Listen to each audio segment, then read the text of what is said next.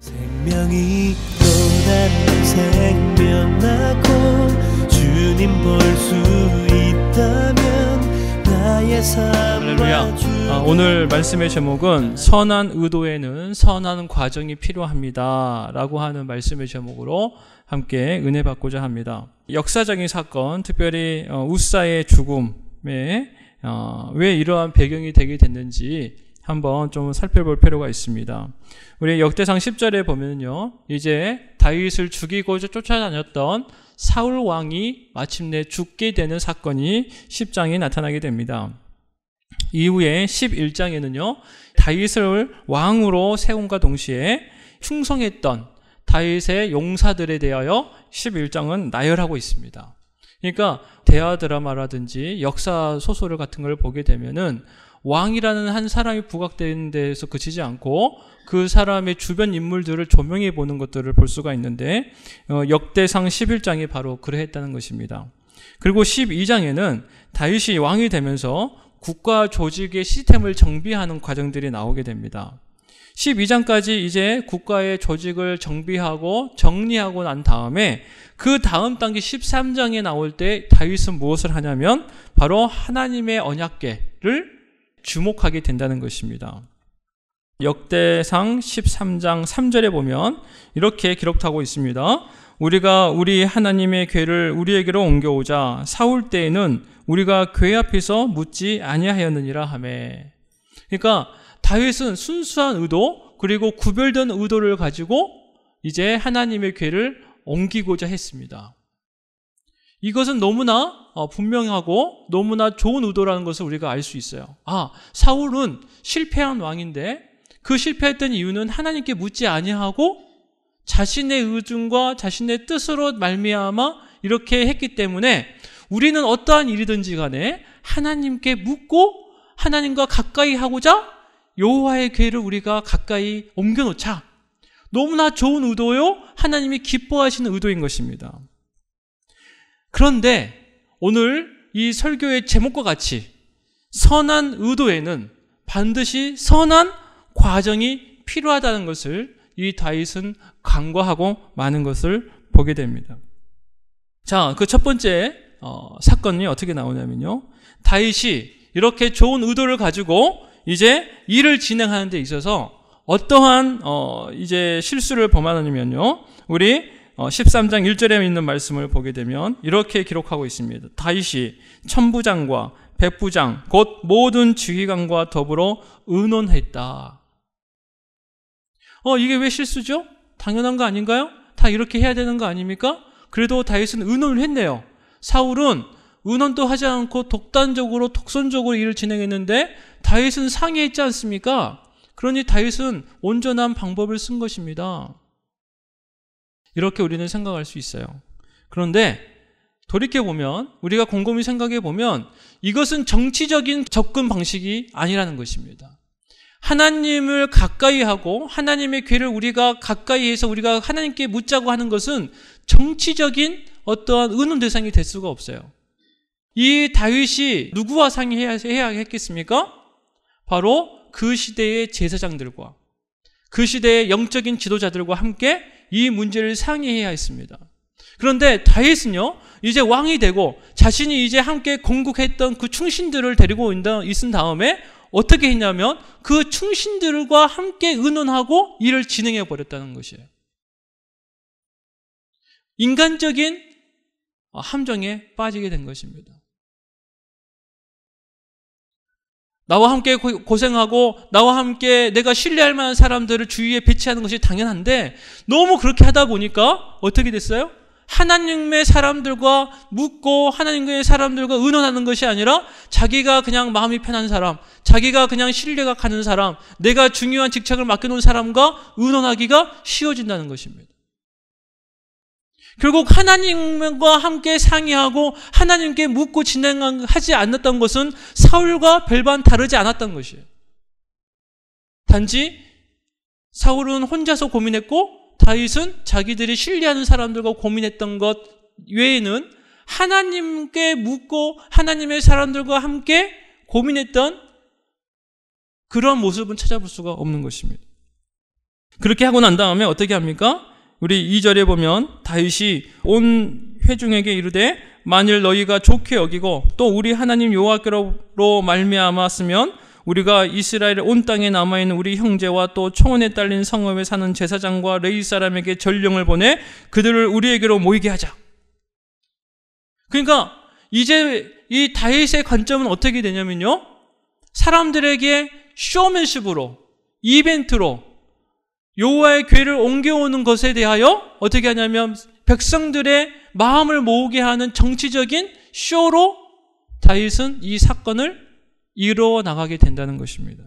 그리고 그 안에 이 초원에 딸린 성읍에 사는 제사장과 레위 사람에게 전령을 보내서 그들을 우리에게로 모이게 하자는 것이에요. 그냥 구색을 갖추는 정도로만 이 성궤를 맡아있는 사람들을 역할을 변경시켜 버리는 것입니다. 원래 이 레위 사람들은요, 궤를 맡는 사람들이에요. 하나님의 언약궤를 짊어지고 맡아야 되는 사람들인 것입니다. 그런데 그 하나님의 언약궤를 움직이고 이스라엘이 다시 기초를 세워가는 과정 가운데 그냥 들러리로만, 그냥 군중과 함께 모이게 하는 정도로만 다윗은 역할을 바꾸어 버리는 것이에요. 하나님이 말씀하셨던 이치와 율법에 근거해서 움직인 것이 아니라 다분히 정치적인 선택을 하게 된 것입니다. 그런데 4절에 보면 이렇게 이야기합니다. 3절 4절에 우리가 우리 하나님의 궤를 우리에게로 옮겨오자 사울 때에는 우리가 궤 앞에서 묻지 아니하였느니라 하며 뭇 백성의 눈이 이 일을 좋게 여김으로 온 회중이 그대로 행하겠다 한지라.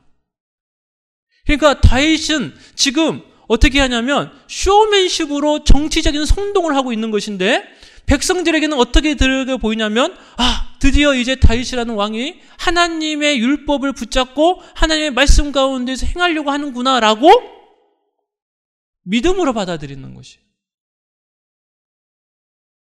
그런데 다윗이 이후에 이것이 정말 믿음 가운데서 하나님의 말씀을 정말 순종하고 그렇게 해서 일을 진행했는지, 그렇지 않으면 그냥 인간적으로 일을 진행했는지는 우리가 그 다음 구절을 보면 알 수가 있게 되는 것입니다.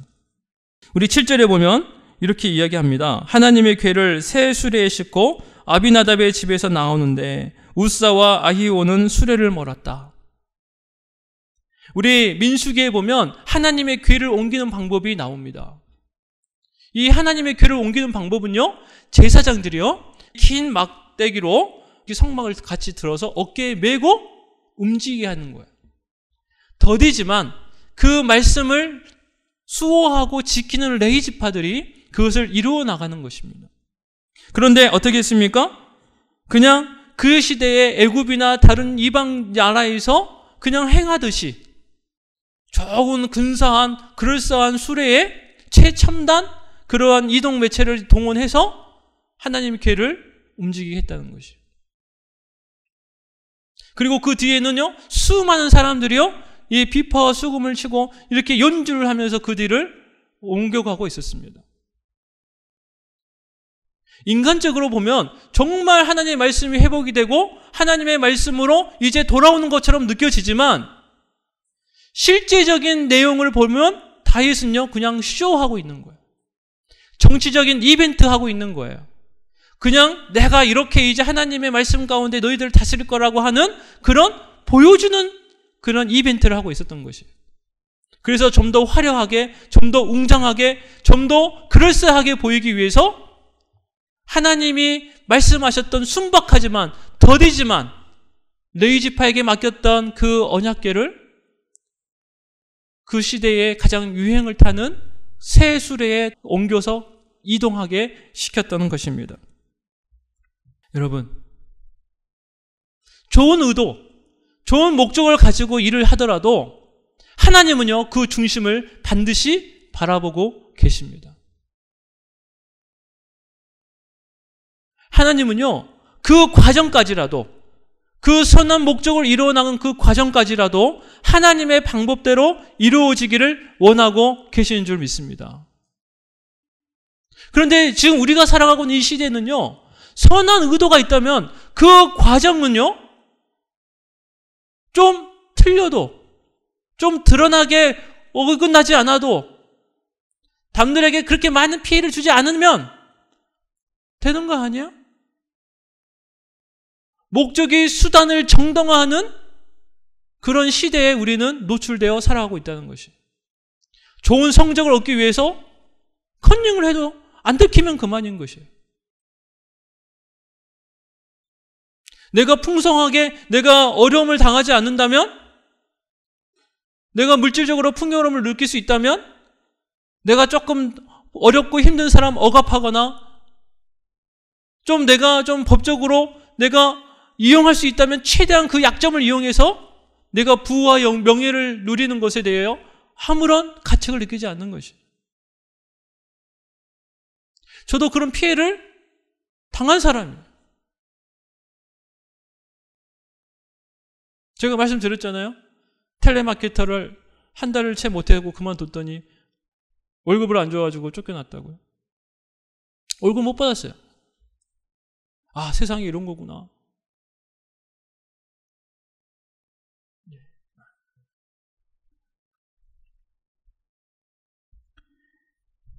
세상이 아무리 그것이 옳다 하여도, 세상의 트렌드가 아무리 그렇게 흘러간다 하더라도 우리는요, 선한 목적을 위하여 선한 방법마저도 포기하지 못하는, 절대 포기할 수 없는 하나님의 사람임을 우리는 이 시간에 고백해야 할 줄로 믿습니다. 저는 신앙에서마저도, 교회에서마저도 선한 목적을 가정하여 다윗과 같이 정치적인 목적으로, 쇼맨십으로 교회를 이루어가는 모습들을 너무 많이 봤어요. 성도들은 그냥 좋은 의도, 그 의도에 그냥 마음을 다 모으고 쏟아냅니다. 그런데요, 하나님은요, 그 의도와 상관없이 그 과정마저도 온전히 선한 방법으로 이루어 가시기를 하나님은 원하고 계시는 것이. 마침내 하나님이 어떻게 하십니까? 아무리 사람들이 꽹과를 치고, 아무리 환호성을 치고, 아무리 군중이 많이 모여서 동네를 가득 채워도 하나님이 기뻐하지 않으시면요, 웃사의 죽음이 이루어지는 것이. 그런데 저는 이 말씀을 준비하면서 좀 이렇게 간담이 서늘해졌어요. 좀 무서웠어요. 어떤 구절이냐면요, 우리 10절에 9절부터 10절에 있는 말씀입니다. 11절까지. 기돈의 타작마당에 이르러서는 소들이 띠므로 웃사가 손을 펴서 궤를 붙들었더니, 웃사가 손을 펴서 궤를 붙듦으로 말미암아 여호와께서 진노하사 치심에 그가 거기 하나님 앞에서 죽으니라. 11절. 여호와께서 웃사의 몸을 찢으셨으므로 다윗이 노하여 그것을 베레스 웃사라 부르니 그 이름이 오늘까지 이르니라. 여기서 말하는 웃사의 죽음이 너무 상징적인 것이에요. 웃사가 어떻게 죽었습니까? 여호와께서 웃사의 몸을 찢으셨대요. 여기에서 이 원어로 보니까요, 산산조각을 내버렸다는 것이에요. 완전히 흩어버렸다는 거예요, 몸을. 그래서 다윗이 그것을 보고 놀라서요, 그곳 이름을 뭐예요? 베레스 웃사. 이 베레스라는 의미가 뭐냐면 찢어버리다, 흩어버리다, 산산제공 내다, 이런 뜻이에요. 그러니까 웃사를요, 산산조각 내버린 것이. 우리가 하나님의 방법을 기만하고 하나님을 우리가 쇼맨십으로, 우리가 어떠한 의도를 감춘 채 우리가 정당하지 않은 방법을 사용한다고 했을 때 하나님은 그것을 그냥 넘어가시는 분이 아니에요. 그래서 어떻게 합니까? 찢어버리고 흩어버리시는 것이.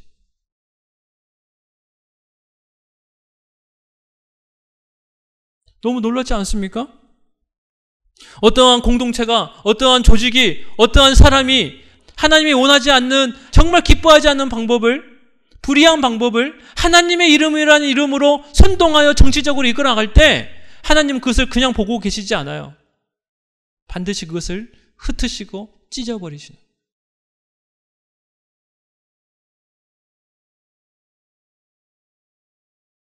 하나님을요, 우리의 모든 과정 가운데 지금 불꽃 같은 눈동자로 보고 계시는 줄 믿습니다.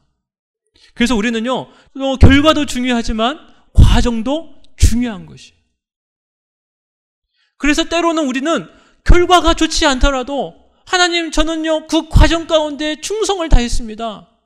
하나님, 세상 사람들은요 과정에서 충성을 다하다가, 과정에서 정말 마음과 진심을 담고 정성을 다하다가 결과가 좋지 않으면, 혹은 그 결과가 더디면 사람들이 인정하지 않지만, 우리 좋으신 하나님은 그 과정 가운데 순전하게 그 과정을 지켜나가고 하나님의 말씀을 붙잡고 가는 그 사람들에게 그 결과는 보지 않으시더라도 그 과정 가운데서 기뻐하시고 함께 하시는 것인 줄 믿습니다. 그래서 나중에요, 역대상 15장에 보면요, 모세가 여호와의 말씀을 따라 명한 대로 레위 자손이 채에 하나님의 궤를 메어 어깨에 매니라. 드디어 다윗이요 너무 겁이 나서 이제부터는 어떻게 합니까? 하나님이 시키신 방법으로, 율법에 근거한 방법으로, 말씀에 기초하여서 이제는요 더디지만, 이제는 좀 화려하지 않지만 하나님이 시키신 방법대로 그 레위 사람들이 성궤를 짊어지면서 한 발자국 한 발자국 이뤄나가는 그 과정 가운데에서 이제 성궤를 옮기는 과정을 보여주고 계시는 거예요. 저는 이 성경을 보면서 왜 우사를 죽이셨을까? 좋은 거 아니야? 아니, 하나님의 성궤가 넘어질 것 같으니까 그걸 보호하려고 이렇게 몸을 던진 건데 왜 그걸 죽이시지? 저는 그것에 대해서 우사가 불쌍하구나라고 생각했었어요. 근데 하나님의 입장에서는요, 이렇게 하나하나가 이루어져 하나님의 과정을 이루어가는 모습들을 보여주고 싶었던 거예요. 여러분, 우리는요 과정을 너무 쉽게 생각하는 경우가 있어요. 너무 그것을 건너뛰려고 합니다. 왜 다윗이 수레에 달았을까요? 얼마나 쉬워요. 얼마나 빨라요. 그래서 그냥 속도전으로 가는 거예요. 빨리빨리 해야 된다고. 제가 말씀드렸잖아요. 개척교회, 힐링교회 개척하니까 사람들이 다 빨리 부흥하라고, 빨리빨리 부흥하라고. 물론 저도 그러고 싶어요. 올해 안으로 이 자리가 꽉 차기를 주님으로 소망합니다. 그런데 그것이 저의 방법이 아니라 제가 그냥 새수레에 하나님의 말씀을 붙잡고 제가 힐링교회를 붙잡고 여기에 새수레를 굴러서 가는 우사가 되고 싶지 않아요. 더디지만, 남들이 보기엔 답답하겠지만, 야, 요즘 같은 시대에 왜 어깨에 메고 가냐? 그렇게 조롱하고 비웃을지 모르겠지만 하나님이 원하시는 방법으로 하나님의 말씀을 붙잡고 가는 그러한 레위지파가 되기를 원합니다. 그리고 이곳에서 여러분들이 그러한 한 사람 한 사람의 레위지파가 되어서 가정에서, 직장에서, 사회에서 여러분들이 그러한 하나님과 동행하는 모습들을, 그리고 과정 가운데 역사하신 하나님을 보여주시기를 원합니다. 결과주의로 가지 마세요. 목적주의로 가지 마세요. 그것이 오늘날 신앙을 병들게 했고 과거에 다윗이 실수했던 부분이었던 거예요. 저는 요즘 성경을요 굉장히 예리하게 보고 있어요. 비판적으로 보고 있어요. 누구에 대한 비판이냐면요, 우리가 지금 관과하고 있는 것들에 대한 비판이에요. 무조건적으로 다윗은 훌륭했어. 그러면서 우리가 관과하고 놓치고 있는 부분들에 대해서 자꾸 보여주고 계시는 것 같아요. 그럴 때마다 하나님은 제 마음 가운데 이런 마음을 주십니다. 내가 믿는 분은 하나님이지 다윗이 아니야. 다윗도 인간이었어. 그리고 하나님은 다윗을 통해서, 다윗의 실수를 통해서 나이가 오늘 이 시간, 이 시대에 힐링교회가, 김영성 목사가, 그리고 힐링교회 성도들이 동일한 실수를 하지 않기를 원하신다고 믿습니다. 여러분, 이제 우리는요 하나님께 묻지 않고 사람에게 묻는, 하나님의 말씀을 우리가 가까이 한다는 명분 아래 오히려 사람들의 틀을 만들어버리는 그런 모든 그런 인본주의적인 것들, 세속주의적인 것들 찾아내고 깨트려버려야 돼요. 지금 우리 안에는요, 이 시대에는요, 우리의 신앙 안에는요 이런 우사의 새수레가 너무나 많이 있어요. 쉽게 가려고, 화려하게 가려고, 하나님의 말씀대로 쫓지 않고 사람의 방법대로 가는 이 우사의 새수레가 너무나 많이 있는 걸 보게 됩니다. 말씀에 근거하지 않고 말씀을 따르지 않고 하나님과 교제하면서 하나님의 말씀을 붙잡기보다는 그냥 내가 신뢰하는 사람들, 내가 세운 사람들, 그리고 내 주위에 있는 사람들과 그냥 모의하고 의논하고 작당해서 일들이 일어나간 것들을 너무 많이 보는 거예요. 그런데 그 구호와 그 이름에는 항상 하나님의 이름으로라고 하는 그러한 내용들이 항상 있는 것을 보게 됩니다. 우리는 결과가 좋지 않으면 과정도 실패했다고 생각하기 쉽습니다. 좋은 성적을 내기 위해서 피폐해져가는 아이들 막 성적 내기 위해서요. 지금 아이들이 다 지금 메말라가고 있어요. 유흥비를 벌기 위해서, 쾌락을 위해서 범죄를 저지르는 사람들, 우리는 이제는 뉴스에서 너무 흔하게 보고 있어요. 여러분, 하나님은요, 우리가 방법을 찾기를 원하십니다. 선한 의도로 시작하는 수많은 일들, 하나님 우리에게 선한 일들을 시작하는 그 과정 가운데 그 선한 의도와 계획들이 내 안에 들어왔을 때, 여러분 이제부터는요, 하나님 내 안에 있는 이 선함을 어떻게 이루실 것입니까? 그 방법을 하나님께 묻고 더디지만 그 하나님의 속도에 맞춰 이루어나가는 그 방법, 또한 그 방법에 부합하는 하나님의 사람들, 하나님의 의인들을 만나는, 그렇게 이 시대에 사용하시는 하나님의 레이지파 사람들을 만나는 과정들이 우리에겐 필요한 것입니다. 아무나 그 일을 감당할 수 없을 줄로 믿습니다. 하나님의 사람, 하나님의 말씀과 하나님의 율법을 아는 사람들, 진짜 하나님이 원하셨던 진리 가운데 서 있는 사람들, 그런 사람들이 주위에 많아야 하는 것입니다. 그 사람의 역할이 온전히 인식되고 선포됨으로 우리들이 항상 그분들을 인지할 수 있어야 합니다. 아, 그래, 이 사람은 항상 말씀 가운데 붙잡혀 있는 사람이야. 항상 이분은 하나님의 사람으로 우리가 인정할 수 있는 사람이야. 그런 사람들이 드러나 있어야 돼요. 하나님의 일은 하나님의 사람으로 이루어지는 것을 잊지 마시기를 주님으로 축원합니다. 한국교회에서 이런 다윗의 모습, 이런 우사의 모습을 많이 봅니다. 하나님의 뜻이라고 하면서 하나님의 말씀에 기초하지 않고 자신의 뜻에 기초하여 더디지만 제사장의 발걸음으로 한 걸음 한 걸음 그 과정을 나아가기보다는 속도로 빠르게 스피드 있게 효율을 따지면서 이뤄나가는 모습을 많이 봅니다. 세상의 방법으로 하나님의 일을 이루려고 하는 그런 모습에 하나님의 역사가 없습니다. 소가 이끄는 수레에는 하나님의 궤를 옮길 수 없는 이치와 같은 것입니다. 세상의 방법 아무리 좋아도 하나님의 일을 돕는, 하나님의 일을 이루는 일에는 소용이 없음을 우리가 고백해야 합니다. 저는 이 말씀을 우리 힐링교회에 적용해 봤어요.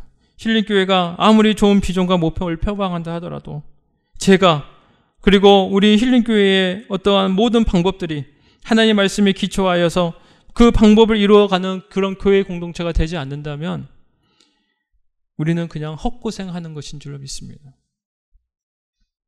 애꿎은 우사만 이곳에서 나타나게 될 것 같아요.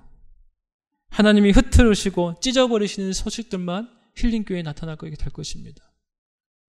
여러분, 힐링교회뿐만이 아니라 우리의 가정, 우리의 사업, 우리의 모든 분야에서 우사의 방법을 버리고 다윗의 방법을 버리고 진실하게 말씀 가운데 기초로 돌아가는 귀한 신앙, 그리고 그 과정을 우리에게 기뻐하며 그 과정을 소중히 여기는 우리 모든 성도님들 되시기를 주님으로 축원합니다. 같이 기도하겠습니다. 사랑과 은혜가 풍성하신 하나님, 참 감사합니다. 하나님, 오늘 다윗의 방법으로, 우사의 방법으로 이루어 나가려고 하는 수많은 교회들을 보게 되는데, 하나님, 우리 힐링교회는 그 가운데 구불되어서 하나님 더디지만 하나님의 방법으로 이루어 나가는 그런 신앙 공동체가 되기를 원합니다. 우리 사랑하는 성도들, 하나님이 주신 선한 의도와 목표를 분별하고 하나님이 원하시는 방법으로 이루어 나가는 귀한 가정들, 지체들 되기를 원합니다. 축복하여 주옵소서.